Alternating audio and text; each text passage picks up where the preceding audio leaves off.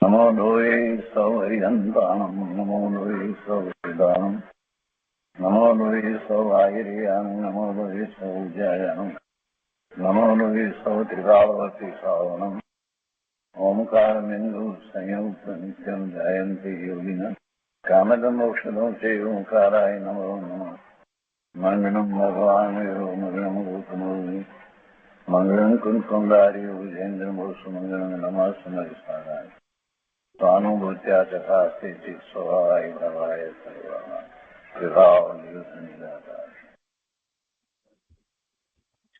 ભગવાન શ્રી ઉમાસ્વામી આચાર્ય વિરચિત મોક્ષ શાસ્ત્ર અર્થાત તત્વાસૂત્ર અને પૂજ્યપાદ સ્વામી રચિત તત્વાસૂત્રની ટીકા સર્વાર્થથી અને સાથે બીજી ટીકાઓનું સંકલન એ સહિત આપણે તત્વાસૂત્રનો સ્વાધ્યાય કરી રહ્યા છીએ. તત્વાસૂત્રના સ્વાધ્યાયમાં પહેલો અધિકાર આપણે પૂરો કર્યો છે અને તે પછીથી સંકલનની અંદર રામજીભાઈએ જે પરિશિષ્ટની રચના કરી છે તે પરિશિષ્ટનો સ્વાધ્યાય કરી રહ્યા છે. રામજીભાઈએ 5 પરિશિષ્ટ લખ્યા છે, જ્યાં કેટલાક શાસ્ત્રોમાંથી કેટલીક મહત્વની વાતો જે આ અધ્યાયમાં સમ્યક દર્શનની જે વાત આવી એને લાગુ પડતી વાતો જે છે એ એમણે પરિશિષ્ટમાં લીધી છે. એમાંનું આ પહેલું પરિશિષ્ટ આપણે કરી રહ્યા છીએ. તો પહેલા પરિશિષ્ટમાં આ 10મો બોલ ત્યાંથી આજે આગળ સ્વાધ્યાય લઈએ છીએ અને એમાં પુસ્તકમાં પાના નંબર 96 ઉપર 10મું વ્યવહાર સમ્યક દર્શનની વ્યાખ્યા. 5 અસ્થિકાય 6 દ્રવ્યો તથા જીવ ભૂતગળના સંયોગી પરિણામોથી ઉત્પન્ન આશ્રવ બંધ પુણ્ય પાપ સંવર નિદ્રા અને મોક્ષ એ રીતે 9 પદાર્થોના વિકલ્પરૂપ વ્યવહાર સમ્યક્ત્વ છે. પંચાસ્થિકાયની ગાથા 107 માંથી જઈશું. આચાર્ય ભગવાનની ટીકામાંથી વાત લીધી છે. બીજું, જીવ અજીવ આશ્રવ બંધ સંવર નિદ્રા અને મોક્ષ એ 7 તત્વોની જેમ છે તેમ યથાર્થ અટકળ શ્રદ્ધા કરવી તે વ્યવહાર સમ્યક દર્શન છે. 6 ડાળામાંથી વાત લીધી છે. હવે આ જે વાત કહેવામાં આવી છે વ્યવહાર સમ્યક દર્શનની, પૂજ્ય ગુરુદેવે જે વાત સમજાવી છે એ વાત તો એમાં રહે જ છે કે જ્યાં સુધી નિશ્ચય સમ્યક દર્શન નથી ત્યાં સુધી આ બધાને વ્યવહાર સમ્યક દર્શનનો આરોપ અપાતો નથી. પણ આપણે સામાન્ય રીતે જાણીએ છીએ કે 7 તત્વ 9 પદાર્થની શ્રદ્ધા, 6 દ્રવ્યની શ્રદ્ધા, સાચા દેવ ગુરુની શ્રદ્ધાને વ્યવહાર સમ્યક દર્શન કહેવાય છે. અહીંયા એક પ્રશ્ન કરે છે કે વ્યવહાર સમ્યક દર્શન નિશ્ચય સમ્યક દર્શનનું સાધન અથવા નું સાધક છે એને સાધનારું. વ્યવહાર સમ્યક દર્શન જે છે નિશ્ચય સમ્યક દર્શનનું સાધક છે. એટલે કે વ્યવહાર સમ્યક દર્શન દ્વારા નિશ્ચય સમ્યક દર્શનની પ્રાપ્તિ થાય છે. તો એના ઉત્તરમાં કહે છે કે પ્રથમ નિશ્ચય સમ્યક દર્શન પ્રગટ થાય ત્યારે વિકલ્પ રૂપ વ્યવહાર સમ્યક દર્શનનો અભાવ થાય છે. ત્યાર પછી વિકલ્પ તો રહેતા નથી. આ તો બધું 7 તત્વની શ્રદ્ધા, 9 પદાર્થની શ્રદ્ધા જે કહેવામાં આવી તો વિકલ્પ રૂપ છે. નિશ્ચય સમ્યક દર્શનમાં તો એ કાંઈ હોતું નથી. તેથી તે વ્યવહાર સમ્યક દર્શન ખરેખર નિશ્ચય સમ્યક દર્શનનું સાધન નથી. તો પણ તેને ભૂત નૈગમ નયથી સાધક કહેવામાં આવે છે. કેમ કે પહેલા એને નિશ્ચય સમ્યક દર્શન પહેલા આવો બધું શાસ્ત્રનો અભ્યાસ છે હતો અને પછી એવા નિર્ણય ઉપર આવ્યો કે આત્માનું સ્વરૂપ કેવું છે અને પછી એને સહાનુભૂતિ દ્વારા રત્નત્રયના પરિણામ રૂપ નિશ્ચય સમ્યક દર્શન પ્રગટ કર્યું. એટલે એમ કહેવાય ભૂત નૈગમ નયથી સાધક કહેવામાં આવે છે, પણ એ પણ વ્યવહારથી. એટલે કે પૂર્વે જે વ્યવહાર સમ્યક દર્શન હતું તે નિશ્ચય સમ્યક દર્શન પ્રગટ થતી વખતે ખરેખર તો અભાવરૂપ થાય છે, એટલે વિકલ્પ હોતો નથી. તેથી જ્યારે તેનો અભાવ થાય છે ત્યારે પૂર્વેની વિકલ્પ સહિતની શ્રદ્ધાને, જે શ્રદ્ધા હતી દ્રવ્યસ્વરૂપના અભ્યાસ દ્વારા 9 તત્વની અથવા તો 7 તત્વ અને 9 પદાર્થની 6 દ્રવ્યની જે શ્રદ્ધા હતી સ્વવિકલ્પ, એ શ્રદ્ધા જે છે એનો વિકલ્પ તરીકે અભાવ હોય જ્યારે નિશ્ચય સમ્યક દર્શન પ્રગટે ત્યારે, પણ એ શ્રદ્ધા કઈ ચાલી જાય છે એમ નથી. બીજી રીતે કહીએ તો એમ કહેવાય કે એ વિકલ્પ સહિતની શ્રદ્ધા હતી એ જ્યારે નિર્વિકલ્પ અનુભવ થાય છે તો એ શ્રદ્ધા સમ્યક થાય છે. અહીંયા કહે છે કે તેથી જ્યારે તેનો અભાવ થાય છે ત્યારે પૂર્વેની વિકલ્પ સહિતની શ્રદ્ધાને વ્યવહાર સમ્યક દર્શન કહેવામાં આવે છે. પરમાત્મા પ્રકાશની ગાથામાંથી વાત લીધી છે. આ રીતે વ્યવહાર સમ્યક દર્શન તે નિશ્ચય સમ્યક દર્શનનું કારણ નથી, પણ તેનો અભાવ તે કારણ છે. બીજી રીતે કહીએ તો એવો જ નિમિત્ત નૈમિત્તિક સંબંધ છે કે વિકલ્પ હોતા નથી. પણ શ્રદ્ધાનો વિચાર કરીએ તો શ્રદ્ધા તો હતી, એ સ્વવિકલ્પ દર્શાની શ્રદ્ધા હતી. એમાં દેવગુરુ શાસ્ત્ર દ્વારા એને જે કંઈ પ્રાપ્ત કર્યું હતું એ રીતે શ્રદ્ધા હતી. પણ પછી અનુભવ સહિત એ શ્રદ્ધા જ્યારે થાય છે તો એને એ શ્રદ્ધાને સમ્યક શ્રદ્ધા અથવા તો સમ્યક દર્શન કહેવામાં આવે છે. હવે 11મું, અહીંયા સુધી આપણે 10મા સુધી સ્વાધ્યાય કર્યો હતો. આજે 11મો બોલ લઈએ છીએ. વ્યવહાર આભાસ સમ્યક દર્શનને કોઈ વાર વ્યવહાર સમ્યક દર્શન પણ કહે છે. અહીંયા મોક્ષ માર્ગ પ્રકાશકમાંથી કેટલીક વાતને લીધી છે એમણે, અને કેટલીક વાત જે છે એ વાત સાથે બહુ એકાંતે ગંભીરતાપૂર્વક લેવું નહીં, નહીતર પછી ક્યાંક મુનિની વિરાધનાનો પ્રસંગ આવી જાય. એટલે પહેલાથી વાત કરી દઉં છું. કોઈ અપેક્ષાથી વાત કરવામાં આવી છે. પંડિત ટોટરમલજીએ કોઈક અપેક્ષાથી ત્યાં વાત કરી છે. અહીંયા કહે છે કે દ્રવ્યલિંગી મુનિને આત્મજ્ઞાન શૂન્ય આગમ જ્ઞાન સત્વાર શ્રદ્ધાન અને સંયમ ભાવની એકતા પણ કાર્યકારી નથી. હવે આ વાત મોક્ષમાર્ગ પ્રકાશકમાં પાના 237 થી 238 241 એમાં લેવામાં આવી છે. અને એને માટે સ્પષ્ટતા કરતા એક શબ્દ મૂક્યો છે રામજીભાઈ કે અહીંયા જે તત્વાર શ્રદ્ધાન શબ્દ વાપર્યો છે તે ભાવ નિક્ષેપે નથી, પણ નામ નિક્ષેપે છે. નામ નિક્ષેપ એટલે કહેવા માત્ર છે. આપણે કોઈનું નામ એમ કહીએ કે મહાવીર છે તો એ નામ માત્ર છે. ખરેખર એ મોટો બળવાન વીર હોય એવું ન પણ હોય. એટલે એ આપણે નિક્ષેપની અંદર સમજ્યા છીએ. નામ નિક્ષેપ, સ્થાપના નિક્ષેપ, દ્રવ્ય નિક્ષેપ અને ભાવ નિક્ષેપ. તો ભાવ નિક્ષેપ તો જ્યારે જે હોય ત્યારે જ કહેવામાં આવે ને નામ નિક્ષેપ તો ગમે તેને એ નામ આપવામાં આવે. એટલે અહીંયા તત્વાર શ્રદ્ધાન જે છે માત્ર નામ અપાયું છે એવો કહેવાનો આશય છે. તો કહે છે કે દ્રવ્યલિંગી મુનિને આત્મજ્ઞાન શૂન્ય આગમ જ્ઞાન, એ આત્મજ્ઞાન શૂન્ય આગમ જ્ઞાન કયું છે દ્રવ્યલિંગી મુનિ લીધા છે. એટલે ભાવલિંગી નથી, સમ્યક દર્શન નથી. એક વાત પણ 28 ગુણ મૂળ ગુણ સહિત એમને 12મા ચારિત્ર છે.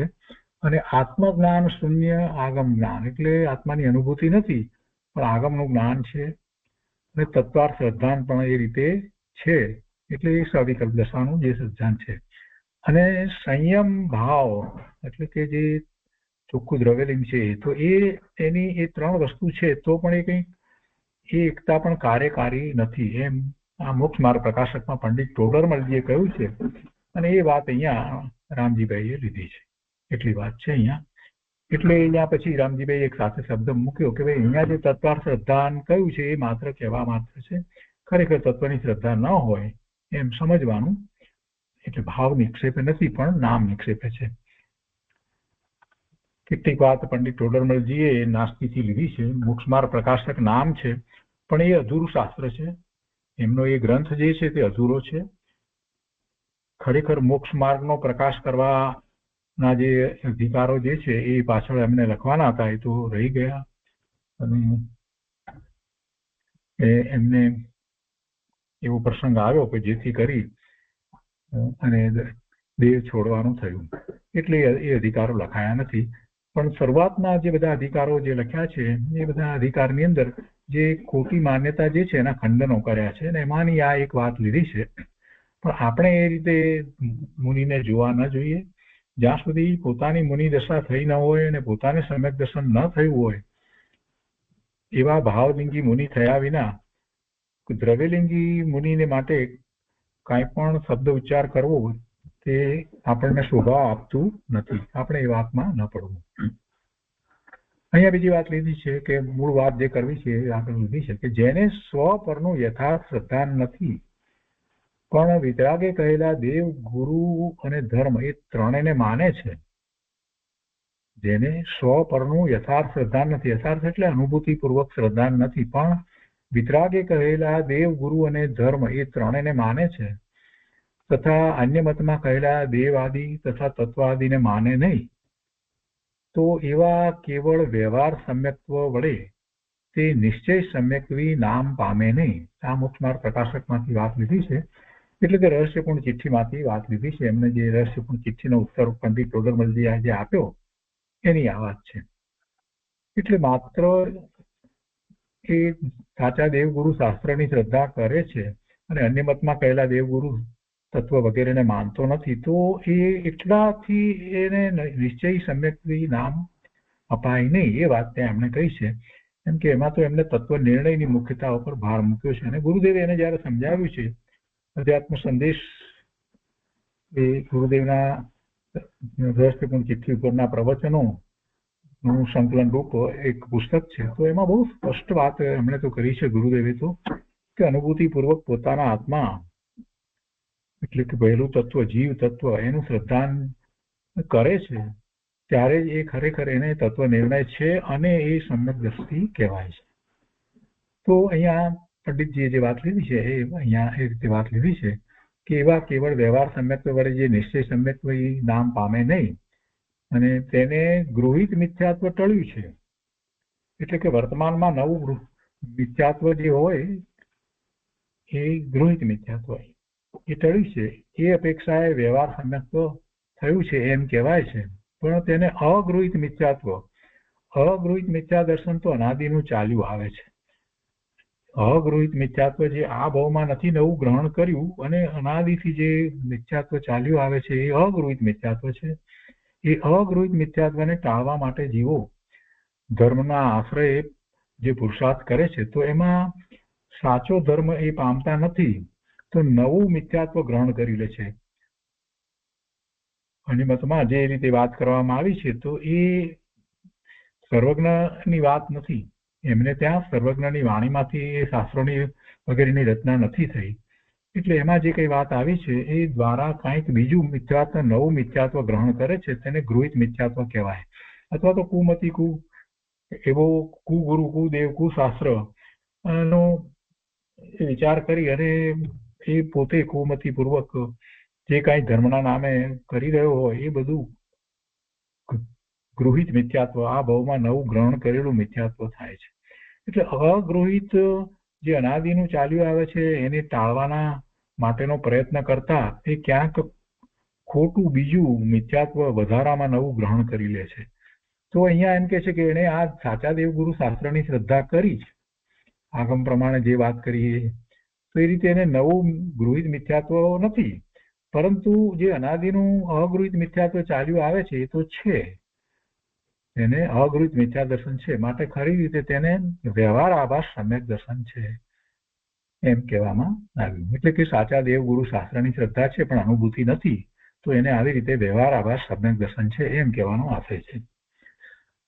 આગળ કહે છે કે મિથ્યા દ્રષ્ટિ જીવને દેવ, ગુરુ, ધર્મ આદિનું શ્રદ્ધાન આભાસ માત્ર હોય છે. મિથ્યા દ્રષ્ટિને સાચા દેવ, ગુરુ, ધર્મનું શ્રદ્ધાન જે છે એ આભાસ માત્ર હોય છે. કેમ આભાસ માત્ર કહેવામાં આવ્યું છે? કેમ કે જ્યાં સુધી એની અનુભૂતિપૂર્વક સમ્યક શ્રદ્ધા નથી થઈ ત્યાં સુધી એને જે માન્યું છે દેવનું સ્વરૂપ, એવું દેવનું સ્વરૂપ કે ગુરુનું સ્વરૂપ કે ધર્મનું સ્વરૂપ નથી. એને તો માત્ર કલ્પના કરી છે અથવા તો શાસ્ત્રમાંથી કદાચ અભ્યાસ કર્યો છે, પણ છતાંય એથી એને સાચા દેવનું સ્વરૂપ, દેવનો એટલે હરિયંત પરમાત્મા, સિદ્ધ પરમાત્માનો, એમના સ્વરૂપનો સાચો ખ્યાલ તો આવે નહીં. પ્રભુએ શું પ્રાપ્ત કર્યું છે એનો ખ્યાલ ક્યારે આવે? કે જેને અનુભૂતિ થઈ હોય એને ખ્યાલ આવે કે નિર્વિકલ્પ ધ્યાનમાં પોતાને જયારે આવી અનુભૂતિ થઈ છે ક્ષણ માટે, તો જે પોતાના સ્વરૂપમાં સ્થિર થયા છે એવા સિદ્ધ ભગવાન, હરિયંત ભગવાનને શું પ્રાપ્ત થયું છે એનો ખ્યાલ આવે. એટલે સાચા દેવ, ગુરુ, શાસ્ત્રની વાત જયારે કરીએ છીએ તો સમ્યક દ્રષ્ટિને જ એવા ખરેખર સાચા દેવ, ગુરુ અને ધર્મનું શ્રદ્ધાન હોય છે. મિથ્યા દ્રષ્ટિ એ માત્ર શાસ્ત્ર દ્વારા કે કોઈ ઉપદેશ દ્વારા જે ગ્રહણ કરે છે પણ એ એવું નથી, અનુભવ વિનાનું છે. એટલે એ અપેક્ષાએ એને આભાસ કહેવામાં આવ્યો છે. એટલે કે છે કે મિથ્યા દ્રષ્ટિ જીવને દેવ ગુરુ ધર્મ આદિનું શ્રદ્ધાન આભાસ માત્ર હોય છે. તેના શ્રદ્ધાનમાંથી વિપરીત અભિનિવેશનો અભાવ થયો નથી. કદાચ એવું પણ હોય કે વિપરીત અભિનિવેશનો અભાવ ન પણ થયો હોય, કેમ કે જ્યાં સુધી અનુભૂતિ નથી થતી પોતે કોણ છે એનો સાચો નિર્ણય અનુભવપૂર્વકનો નથી થતો ત્યાં સુધી કોઈક પ્રકારે વિપરીતતા પણ હોય, એટલે વિપરીત અભિનિવેશનો એનો અભાવ થયો ન હોય. વળી તેને વ્યવહાર સમ્યક તો આભાસ માત્ર છે. તેથી તેને જે દેવ ગુરુ ધર્મ નવ તત્વ આદિનું શ્રદ્ધાન છે તે વિપરીત અભિનિવેશના અભાવ માટે કારણ ન થયું. એટલે વિપરીત અભિનિવેશનો અભાવ એથી થઈ જાય છે એમ બનતું નથી. એને માટેનો પુરુષાર્થ કરવાનો હોય છે. દેવ ગુરુ ધર્મ નવ તત્વ આદિનું શ્રદ્ધાન છે તે વિપરીત અભિનિવેશના અભાવ માટે કારણ નથી થતું મિથ્યા દ્રષ્ટિને. એને માટે એને વિશેષ પુરુષાર્થ કરવો પડે છે. અને વિશેષ પુરુષાર્થ જે છે તે તત્વ નિર્ણય કરી અને સહાનુભૂતિનો પુરુષાર્થ છે. અને કારણ થયા વિના તેમાં સમ્યક દર્શનનો ઉપચાર સંભવતો નથી. એટલે જ્યારે સમ્યક દર્શન થયું નથી ત્યાં સુધી એને વ્યવહાર સંકેત કહેવાય નહીં. તેથી તેને વ્યવહાર સમ્યક દર્શન પણ સંભવતું નથી. તેને વ્યવહાર સમ્યક તો માત્ર નામ નિક્ષેપથી કહેવામાં આવે છે. એટલે મિથ્યા દ્રષ્ટિ ને આમ કંઈક દેવગુરુ ધર્મની શ્રદ્ધા હોય અને સમ્યક તો કહેવું એ વ્યવહાર સમ્યક તો નામ નિક્ષેપથી કહેવામાં આવે, વાસ્તવમાં એમ પણ હોતું નથી.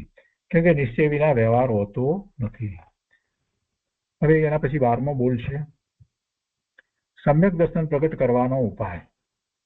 સમ્યક દર્શન પ્રગટ કરવાનો ઉપાય તો આપણે પૂજ્ય બેનશ્રીના સહાનુભૂતિ દર્શનની અંદર ખૂબ સારી રીતે સમજ્યા છીએ. ઘણા પ્રશ્નો અને એના ઉત્તર દ્વારા એમણે કેવી રીતે આત્માની અનુભૂતિ કરવી એ સમજાવ્યું છે. એટલે એ તો આપણે બરાબર સારી રીતે સમજ્યા છીએ. અહીંયા કેટલીક વાત રામજીભાઈએ મોક્ષમાર્ગ પ્રકાશકમાંથી અને બીજા શાસ્ત્રોમાંથી લીધી છે, સમયસાર વગેરેમાંથી લીધી છે. તો એ વાતને અહીંયા આપણે લઈએ છીએ. તો પ્રશ્ન એવો કર્યો કે સમ્યક દર્શન પ્રગટ કરવાનો ઉત્તરમાં કહે છે કે આત્મા અને પરદ્રવ્યો તદ્દન જુદા છે. આત્મા અને આત્મા સિવાય બીજા બધા દ્રવ્યો અને આત્મા સિવાય બીજા જીવો પણ આવી જાય એમાં, એટલે બીજા 6 દ્રવ્યો આ આત્માથી બધા જુદા છે, ભિન્ન છે. એકનો બીજામાં અત્યંત અભાવ છે. એક દ્રવ્ય તેના કોઈ ગુણ કે તેના કોઈ પર્યાય બીજા દ્રવ્યમાં તેના ગુણમાં કે તેના પર્યાયમાં પ્રવેશ કરી શકતા નથી. દરેક દ્રવ્ય સ્વતંત્ર પરિણમે છે, કોઈ કોઈમાં પહોંચતું નથી. કોઈ બે દ્રવ્ય ભેગા થઈને ત્રીજું દ્રવ્ય બનતું નથી, કે બે દ્રવ્ય ભેગા થઈને ત્રીજા દ્રવ્યના પરિણામ કરે એમ પણ બનતું નથી, કે એક દ્રવ્ય બીજા દ્રવ્યના પરિણામ કરે એમ પણ થતું નથી. માટે એક દ્રવ્ય બીજા દ્રવ્યનું કાંઈ કરી શકે નહીં. એક દ્રવ્ય બીજા દ્રવ્યનું કાંઈ કરી શકે નહીં એવી વસ્તુ સ્થિતિની મર્યાદા છે. આ સિદ્ધાંતની પહેલી વાત કરી. આ સિદ્ધાંતને પકડી રાખી અને જ આગળ વધવાનું છે. વળી દરેક દ્રવ્યમાં અગુરુ લઘુત્વ ગુણ છે. સામાન્ય ગુણો 6 દ્રવ્યમાં જે કહેવામાં આવ્યા છે તો દરેક દ્રવ્યમાં અગુરુ લઘુત્વ ગુણ છે. કેમ કે તે સામાન્ય ગુણ છે અને તે ગુણને લીધે કોઈ કોઈનું કરી શકે નહીં. કેમ કે અગુરુ લઘુત્વ ગુણને કારણે જે દ્રવ્યનો એ ગુણ છે એ દ્રવ્યનું સ્વરૂપ એવું ને એવું જળવાઈ રહે છે. એટલે બીજું દ્રવ્ય એમાં કાંઈ હસ્તક્ષેપ કે બદલાવ કરી શકતું નથી, એને કાંઈ પલટી શકતું નથી. એટલે કોઈ કોઈનું કરી શકે નહીં. પ્રતિજીવી ગુણ આ ગુરુ લઘુત્વ ગુણને અપેક્ષાથી પ્રતિજીવી ગુણ પણ કહેવામાં આવ્યો છે. અને આ જ ગુણને કારણે આઘાતી કર્મની પ્રકૃતિની સાથે ગુરુદેવે એ વાત પણ સમજાવી છે કે આયુષ્ય, નામ, ગોત્ર અને વેદની એ જે 4 આઘાતી કર્મની પ્રકૃતિઓ જે છે તેમાં જે ગોત્ર, ઊંચ નીચ ગોત્ર આ બધું જ્યાં સુધી છે ત્યાં સુધી ખરેખર અગુરુ લઘુત્વ ગુણ જે છે એની પૂર્ણતા પ્રગટ રૂપે નથી. એની પૂર્ણતા બહારમાં પ્રગટ રૂપે નથી એમ વાત લીધી છે. અને અંદરમાં જે છે અગુરુ લઘુત્વ ગુણ એને કારણે તો એ જે દ્રવ્યની અંદર કોઈ ફેરફાર નથી થતો. જે કેવડી ગમે ફેરફાર કહેવામાં આવે છે, સટગુણ હાનિ વૃદ્ધિ, એ કેવડી ગમે છે સૂક્ષ્મ વાત જે છે, તે છતાં પણ મૂળ દ્રવ્યમાં કોઈ ફેરફાર થતો નથી. એટલે એવું અગુરુ લઘુત્વ ગુણનું મહત્વ છે. અને એટલે જ કોઈ દ્રવ્ય જે છે તે બીજા દ્રવ્યને બદલી શકતું નથી. કેમ કે દરેકમાં એ ગુણ છે, એ સામાન્ય ગુણ છે. તે ગુણને લીધે કોઈ કોઈનું કરી શકે નહીં. તેથી આત્મા પરદ્રવ્યનું કાંઈ કરી શકે નહીં, શરીરને હલાવી ચલાવી શકે નહીં, દ્રવ્ય કર્મો કે કોઈ પણ પરદ્રવ્ય જીવને કદી નુકસાન કરી શકે નહીં. આ પ્રથમ નક્કી કરવું.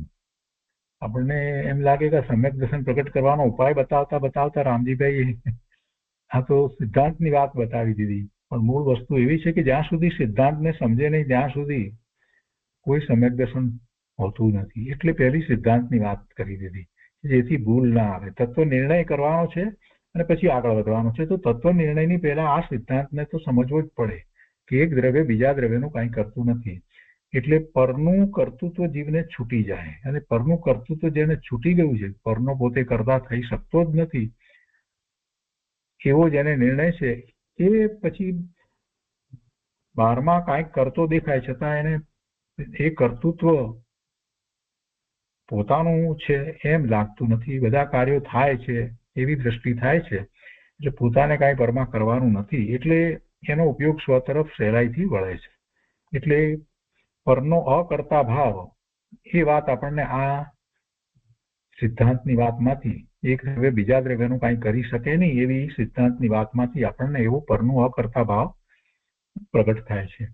પરના અકર્તા ભાવની વાત આવી છે. તો બીજી રીતે વિચાર કરીએ તો જ્યારે આપણે સર્વજ્ઞને માનીએ છીએ તો સર્વજ્ઞના જ્ઞાનમાં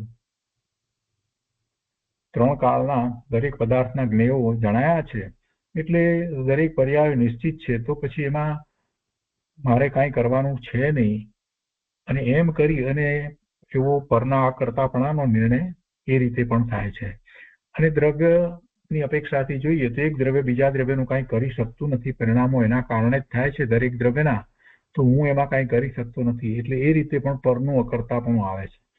અને આ પરનું અકર્તાપણું જે છે એ બહુ મહત્વનું છે. જ્યારે પોતે પરમાં કાંઈ કરી શકતો નથી એટલે એનો ઉપયોગ એ સ્વ તરફ વાળે છે. એનો ઉપયોગ સ્વ તરફ વળે છે. અને ઉપયોગ સ્વ તરફ વળે ત્યારે જ પછી ધર્મની શરૂઆત થાય, એટલે કે સમ્યક્ત્વ માટેનો પુરુષાર્થ શરૂ થાય. એટલા માટે આ બધી વાત મહત્વની છે. એટલે કે છે કે આ પ્રથમ નક્કી કરવું. આ પ્રમાણે નક્કી કરવાથી જગતના પર પદાર્થોના કર્તાપણાનું જે અભિમાન આત્માને અનાદિથી ચાલ્યું આવે છે, અનાદિથી છે કે હું આ કાર્ય કરી શકું છું, પરનું કામ કરી શકું છું, એ અનાદિથી છે. શરીરના કાર્ય હું કરી શકું છું, ઘરમાં, બહારમાં, નોકરીમાં, ધંધામાં, વેપારમાં, બધામાં હું કરું છું જે છે એ વાત જે છે એ અનાદિથી ચાલ્યું આવતું મિથ્યાત્વ છે.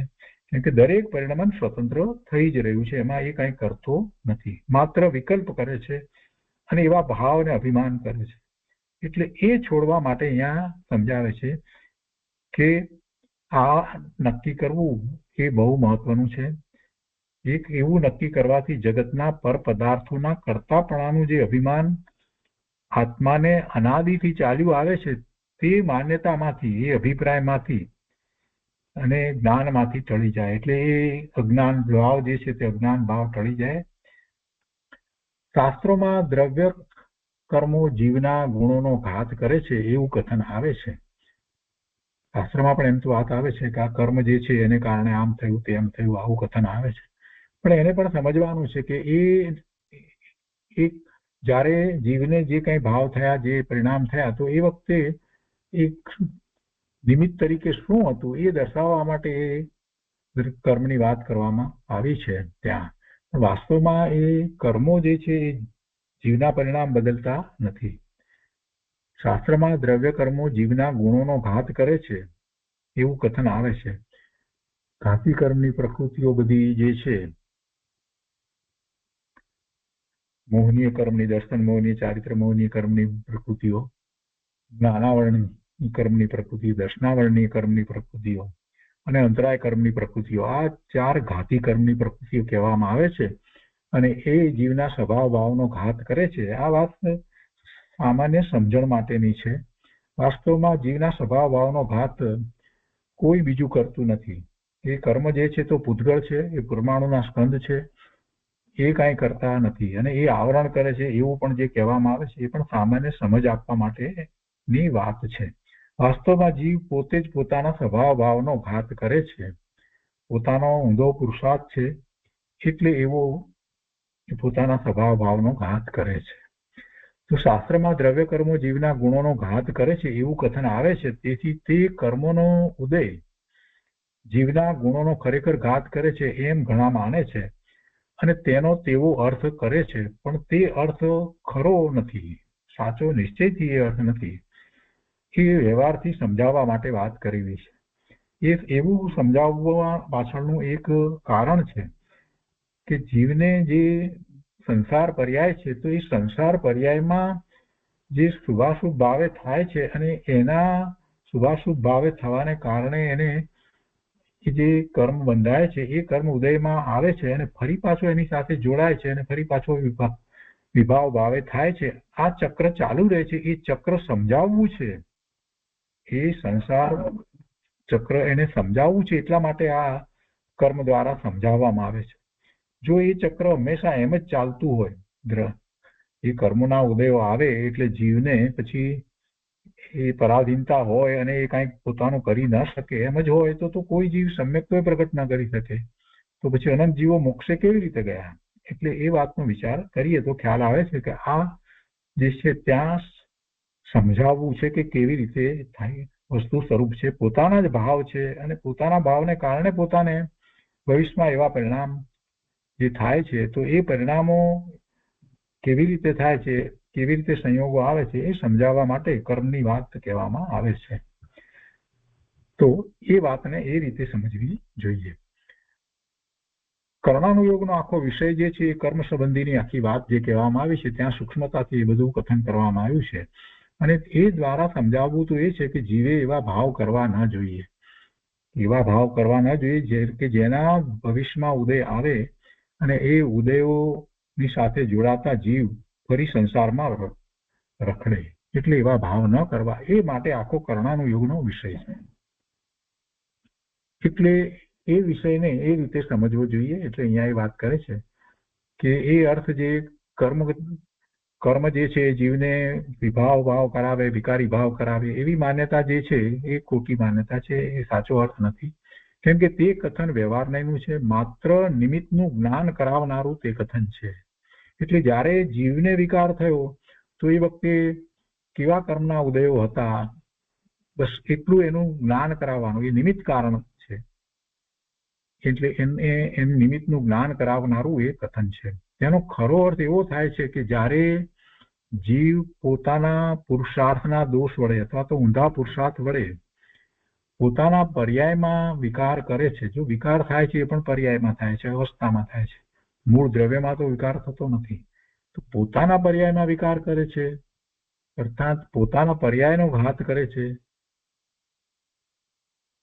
પોતાના પર્યાયનો ઘાત કરે છે એટલે કે પોતાના મૂળ શુદ્ધ સ્વરૂપને અનુસરીને જે પર્યાય થવા જોઈતા હતા એવા પર્યાય નથી થતા, એમ પર્યાયનો ઘાત છે. પર્યાય થઈ અને ઘાત કરવો એવી વાત નથી. એનો અર્થ એ છે પોતે જયારે એવા વિકાર ભાવે પરિણમે છે તો પેલી પોતાના શુદ્ધ સ્વરૂપને અનુસરીને થવા વાળી પ્રગટ પર્યાય એવી પર્યાય નથી થતી અને વિકારી પર્યાય થાય છે. એટલે એમ એ પોતે પોતાના સ્વભાવ ભાવનો પર્યાયમાં ઘાત કરી રહ્યો છે, એ પોતે જ કરી રહ્યો છે. ત્યારે તે ઘાતમાં એ નિમિત્ત તરીકે શું છે તો કે એ કર્મોના ઉદયો છે. એ એમાં અનુકૂળ નિમિત્ત રૂપે જે દ્રવ્ય કર્મ જે આત્મપ્રદેશથી એ ખરેખર તે જયારે ઉદયમાં આવ્યા છે એનો અર્થ છે કે ખરવા માટે તૈયાર છે. તો એ વખતે ઉદયમાં આવી ફળ આપીને ખરી જાય છે.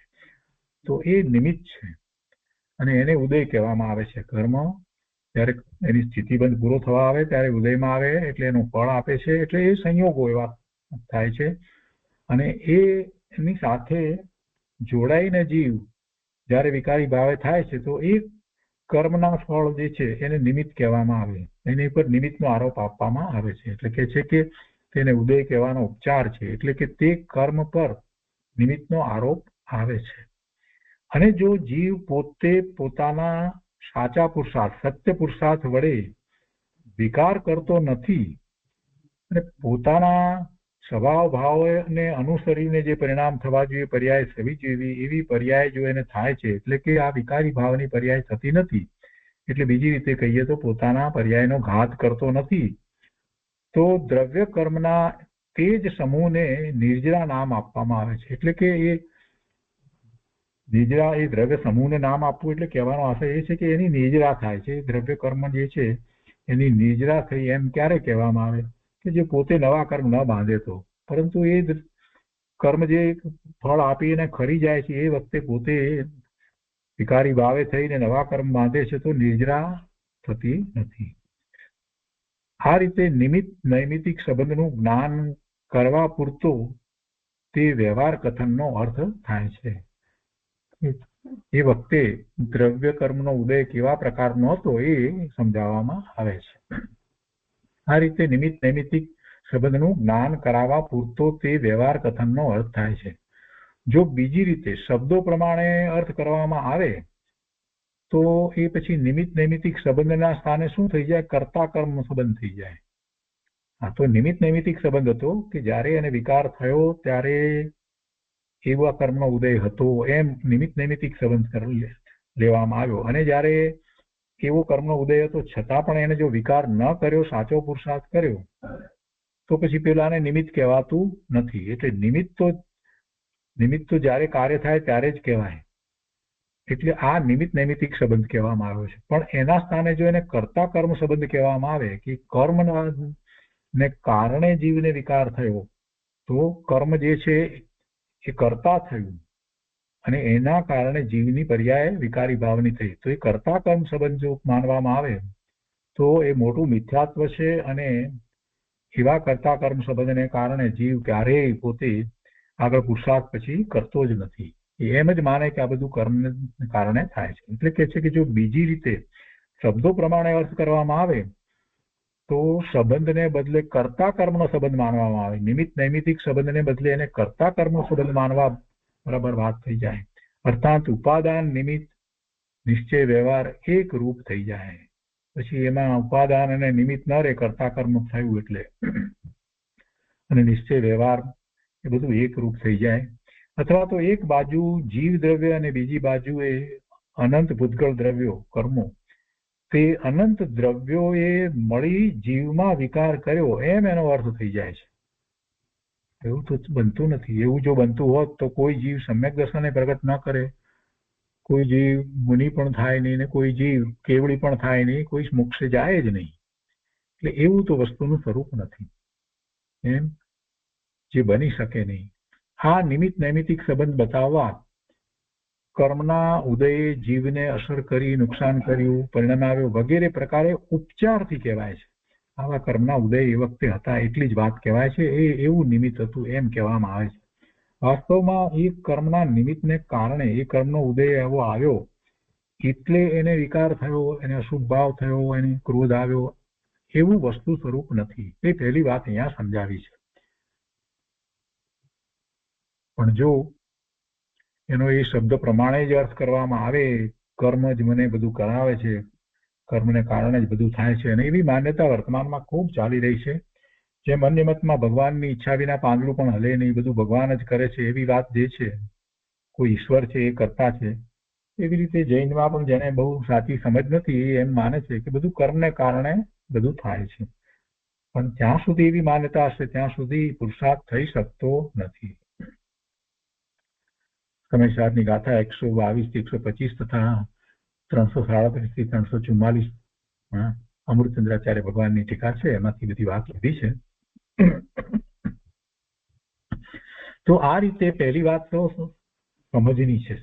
અહીંયા તો બતાવતા હતા તો ઉપાય, સમ્યક દર્શન પ્રગટ કરવાનો ઉપાય, પણ પહેલી આ સિદ્ધાંતની વાત અને સમજવાની વાત સમજાવી. એટલે હવે આગળ કહે છે કે આ રીતે સમ્યક દર્શન પ્રગટ કરવા માટે પહેલા તો સ્વદ્રવ્ય પરદ્રવ્યની ભિન્નતા નક્કી કરવી. સ્વદ્રવ્ય અને પરદ્રવ્યની ભિન્નતા નક્કી કરવી, પછી શું કરવું તે હવે કહેવાય છે. હવે આગળ એ વાત કરે છે પુરુષાર્થમાં સમ્યક દર્શન કેવી રીતે પ્રગટ કરવું.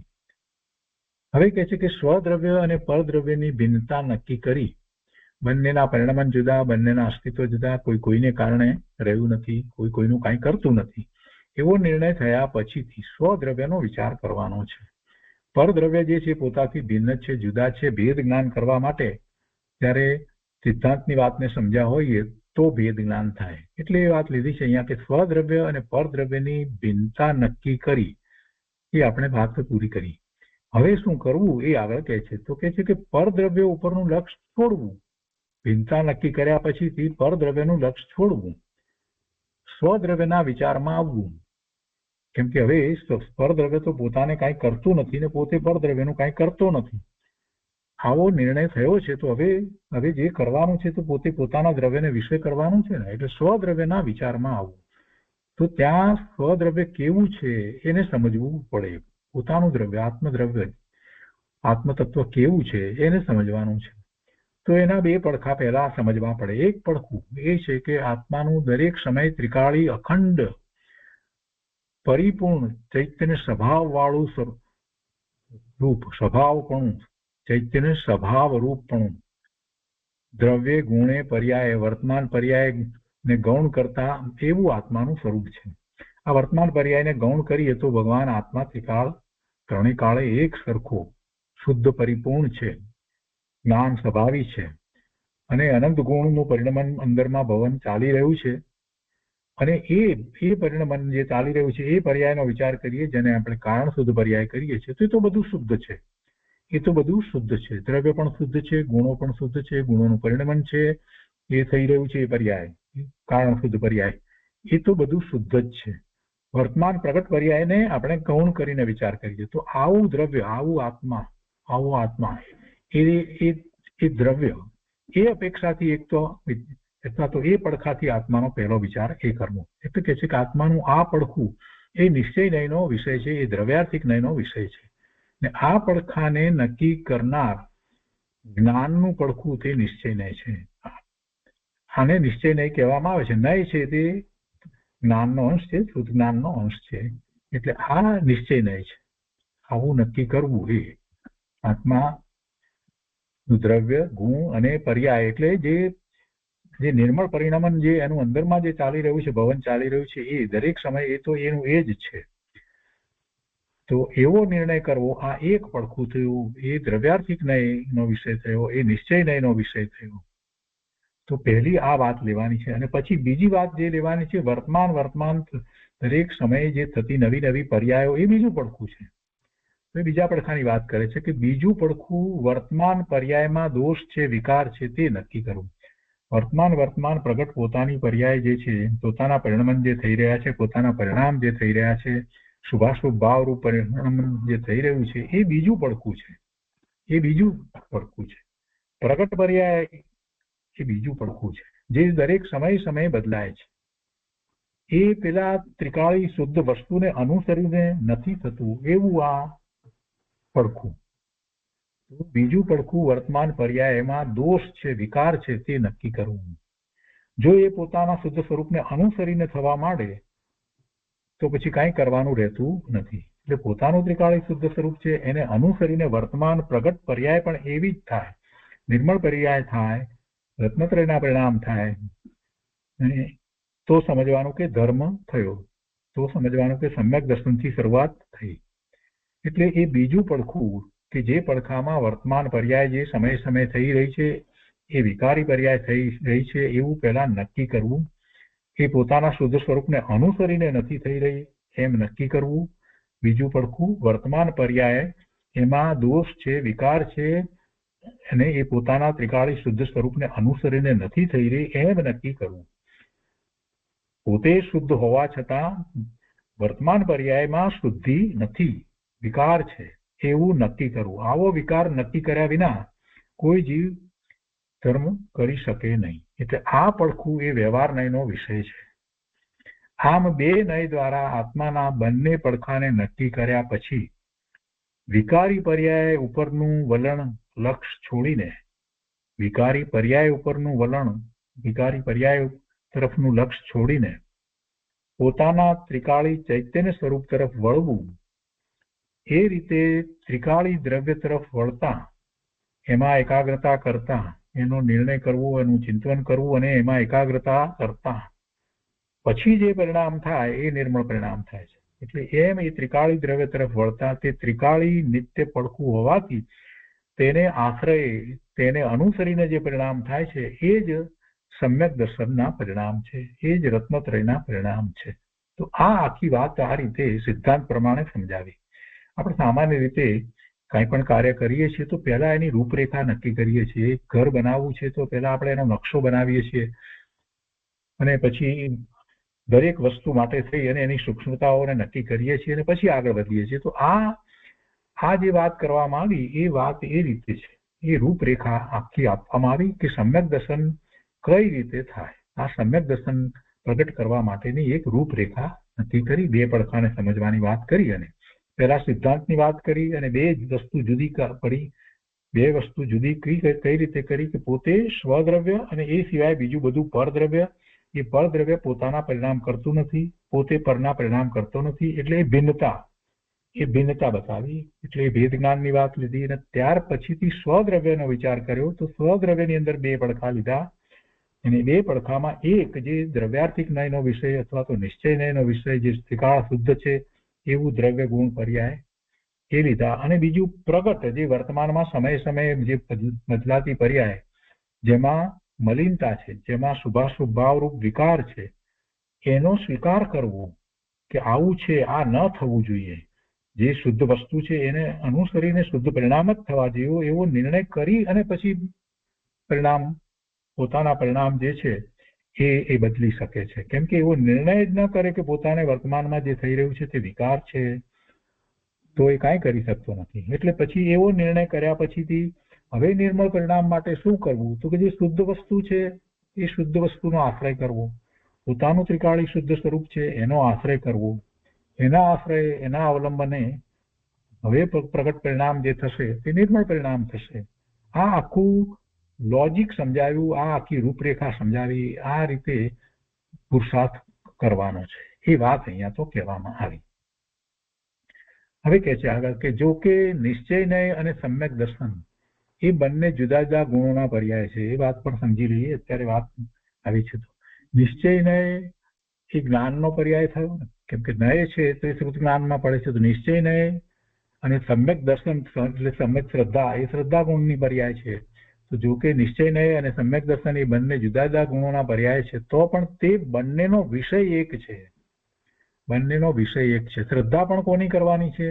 પોતાના ત્રિકાળી શુદ્ધ સ્વરૂપની શ્રદ્ધા કરવાની છે. નિશ્ચય નય પણ કોને દર્શાવી રહ્યો છે? કે પોતાનું ત્રિકાળી શુદ્ધ સ્વરૂપ છે એને જ દર્શાવી રહ્યો છે. એટલે નિશ્ચય નય એ જ્ઞાનનો પર્યાય છે, એ જ્ઞાનનો અંશ છે, શ્રુત જ્ઞાનનો અંશ છે, એ જ્ઞાનની પર્યાય છે, જ્ઞાન ગુણની. અને સમ્યક દર્શન એ શ્રદ્ધા ગુણની પર્યાય છે, પણ એમાં પણ વિષય તો એ જ છે. ત્રિકાળી વસ્તુ શુદ્ધ છે એની શ્રદ્ધા કરવાની છે. એટલે જ્ઞાન અને શ્રદ્ધા એ બંને માટેનો વિષય એક જ છે. ત્રિકાળી શુદ્ધ સ્વરૂપ પોતાનું એ જ વિષય છે. બંને જુદા જુદા ગુણોના પર્યાય છે તો પણ એ બંનેનો વિષય એક છે. અર્થાત તે બંનેનો વિષય એક અખંડ શુદ્ધ બુદ્ધ ચૈતન્ય સ્વરૂપ આત્મા છે. તેને બીજા શબ્દોમાં ત્રિકાળી જ્ઞાયક સ્વરૂપ કહેવામાં આવે છે. એ સમ્યક દર્શનનો વિષય છે, એ જ સમ્યક જ્ઞાનનો વિષય છે, એ જ નિશ્ચય નયનો વિષય છે. તો એ સમ્યક દર્શન કોઈ પરદ્રવ્ય, દેવ, ગુરુ, શાસ્ત્ર, નિમિત્ત, પર્યાય, ગુણ, ભેદ કે ભંગ વગેરેને સ્વીકારતું નથી. કેમ કે તેનો વિષય તો ત્રિકાળી શુદ્ધ પોતાનું સ્વરૂપ છે. તેનો વિષય તો ઉપર કયા મુજબ ત્રિકાળી જ્ઞાયક સ્વરૂપ છે. એટલે એ વિષય ને જયારે લેવામાં આવ્યો છે તો પછી એ સમ્યક દર્શનમાં શ્રદ્ધાની અંદર બીજી બધી શ્રદ્ધાઓ જે છે બધી એ છે પછી ગૌણ થઈ જાય છે. સાચા દેવગુરુ શાસ્ત્રની શ્રદ્ધા એ બધું ગૌણ થઈ જાય છે. અને એ શ્રદ્ધા જે ત્રિકાળી શુદ્ધ વસ્તુ જે છે અખંડ છે, અભેદ છે. એટલે એમાં પછી ગુણ ભેદ જે છે એ શ્રદ્ધા અપેક્ષાએ એ રહેતા નથી. કોઈ ભંગ પણ એમાં હોતા નથી, કેમ કે શ્રદ્ધામાં તો એક અખંડ દ્રવ્ય જ આવે છે. એટલે આ બીજી બધી વસ્તુ જે છે એ અપેક્ષાથી ગૌણ થઈ જાય છે, એટલે શ્રદ્ધા એને સ્વીકારતી નથી. જ્ઞાનમાં વિચાર કરી શકીએ છીએ આપણે એનો, પણ એ જ્ઞાનમાં વિચાર કરીને છેવટે આપણે તો નિશ્ચય ન્યાયનો વિષય તો અખંડ અભેદ અનંત ગુણનો પિંડ એવો પોતે ભગવાન આત્મા જે છે એમ જ લઈએ છીએ, તો પછી શ્રદ્ધા પણ એવી જ કરવાની હોય છે. તો આ 12મા બોલનો વિસ્તાર થયો. હવે આગળ કહે છે કે કેવી રીતે આગળ વધવાનું છે, તો કહે છે કે નિર્વિકલ્પ અનુભવની શરૂઆત. નિર્વિકલ્પ શબ્દ તો હજી આવ્યો નથી, પણ અહીંયા શીર્ષકમાં વાત મૂકી દીધી. સમ્યક દર્શનનો ઉપાય બતાવ્યો હતો ને એમાં, તો કહે છે કે એ ઉપાયમાં એ જ્યાં સુધી એ બધું સમજે છે ત્યાં સુધી વિકલ્પમાં છે, પણ એ વિકલ્પ વિના જે વિષય છે, ત્રિકાળી શુદ્ધ વસ્તુ જે છે એનો એમાં એકાગ્રતા થવી અને એનો અનુભવ થવો, જે વખતે કોઈ વિકલ્પ ન હોય ત્યારે સમ્યક દર્શન થાય છે, એ વાત લેવી છે. એટલે કહે છે કે નિર્વિકલ્પ અનુભવની શરૂઆત. તો કહે છે કે નિર્વિકલ્પ અનુભવની શરૂઆત ચોથા ગુણસ્થાનથી જ થાય છે, પરંતુ ચોથા ગુણસ્થાને તે ઘણા કાળના અંતરાળે થાય છે. એટલે વચ્ચે એક વાત આખી રહી કે આ જે શ્રદ્ધા કરવામાં આવી, ત્રિકાળી શુદ્ધ વસ્તુ જે છે એમાં જ એકાગ્રતા કરવામાં આવે, એ જ વિષય છે, અને એમાં એકાગ્રતા કરવામાં આવે એટલે જે સ્વવિકલ્પ દશામાં જે નિર્ણય કર્યો તો શુદ્ધ વસ્તુનો, એ નિર્ણયને માટે હવે વિકલ્પ રહે નહીં અને એકાગ્રતા થઈ જાય તો અનુભૂતિ થાય. તો એ અનુભૂતિ થાય ત્યારે જે નિર્મળ પરિણામ થાય છે, તો એ ચોથા ગુણસ્થાનની દશા છે, અને એની અહીંયા વાત લીધી છે. એ વખતે વિકલ્પ નથી હોતો, એટલે નિર્વિકલ્પ છે. તો નિર્વિકલ્પ અનુભવની શરૂઆત જે થાય છે એ દશાને ચોથું ગુણસ્થાન કહેવાય છે. એટલે બીજી રીતે કહીએ તો એ ચોથા ગુણસ્થાનથી જ થાય છે, પરંતુ ચોથા ગુણસ્થાને તે ઘણા કાળના અંતરાળે થાય છે. એટલે ફરી ફરીને જયારે થાય છે તો એમાં વચ્ચે ગાળો ઘણો પડે છે, અને એ પછીના ઉપરના ગુણસ્થાનો એ શીઘ્ર થાય છે. નીચેના અને ઉપરના ગુણસ્થાનોની નિર્વિકલ્પતાના ભેદ એ છે કે પરિણામોની મગ્નતા ઉપરના ગુણસ્થાનોમાં વિશેષ છે. પરિણામોની મગ્નતા ઉપરના ગુણસ્થાનોમાં વિશેષ છે, એટલે કે ચોથા કરતા પાંચમા ગુણસ્થાનમાં પોતાના પરિણામ વિશેષ મગ્ન થાય છે, અને સાતમા ગુણસ્થાને જયારે નિર્વિકલ્પ દશામાં હોય છે ત્યારે તો પોતાના પરિણામ જે છે ઉત્કૃષ્ટ થઈ જાય છે, પ્રચુર સ્વસંવેદન છે, અને કાળ પણ વધારે છે, ઘણા સમય સુધી હોય છે. તો એ વાત અહીંયા લેવામાં આવી છે. આગળ કહે છે 14મા બોલમાં કે સમ્યક્ત્વ પર્યાય હોવા છતાં ગુણ કેમ કહેવાય છે. આ સમ્યક્ત્વના ઉપાયની વાત આપણે એમ સમજવાનું કે અહીંયા પૂરી થઈ, અને હવે કહે છે કે સમ્યક્ત્વ તો એ પર્યાય છે, તો કેટલીક જગ્યાએ એને ગુણ પણ કહેવામાં આવ્યો છે, તો શું કરવા કહેવામાં આવે છે તેનું સમાધાન આપ્યું છે. કોઈ અપેક્ષાથી વાત હોય એટલે એમ કહેવાય.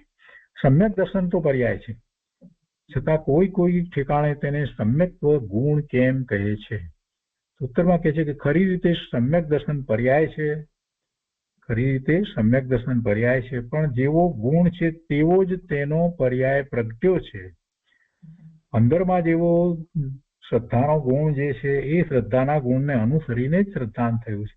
એ શ્રદ્ધાના ગુણની અંદરમાં જે ભવન જે ચાલી રહ્યું છે શ્રદ્ધા ગુણનું, એ તો બધા અનંત ગુણના ભવનને પોતાના સ્વરૂપને સ્વીકારે છે, એવી પોતાની શ્રદ્ધા અંદરમાં તો એ જ રીતે છે. તો એને અનુસરીને જયારે પર્યાય થઈ છે એટલે એમ કહેવાય કે ગુણ પ્રગટ્યો એમ કહેવામાં આવે છે. ખરેખર વાસ્તવમાં એ પ્રગટ ગુણ જયારે થયો છે ત્યારે કહેવામાં આવે છે, એ સિવાય કહેવાતું નથી. એટલે સમ્યક દર્શન પર્યાય છે, પણ જેવો ગુણ છે તેવો જ તેનો પર્યાય પ્રગટ્યો છે. એમ ગુણ પર્યાયનું અભેદપણું બતાવવા તેને સમ્યક્ત્વ ગુણ પણ કોઈ ઠેકાણે કહેવામાં આવે છે. પણ ખરી રીતે સમ્યક્ત્વ તે પર્યાય છે, ગુણ નથી. ગુણ હોય તે ત્રિકાળ રહે છે, એટલે પ્રગટમાં તો એ છે જ નહીં ને. સમ્યક્ત્વ ત્રિકાળ નથી, જયારે થાય ત્યારે થાય છે તો પણ એ પર્યાય છે, પણ તે તો જીવ પોતાના સત્ય પુરુષાર્થથી પ્રગટ કરે છે ત્યારે થાય છે, માટે તે પર્યાય છે. તો એ 14મા બોલની વાત પૂરી થઈ, અને આજનો સ્વાધ્યાય આપણે અહીંયા સુધી રાખીએ છીએ.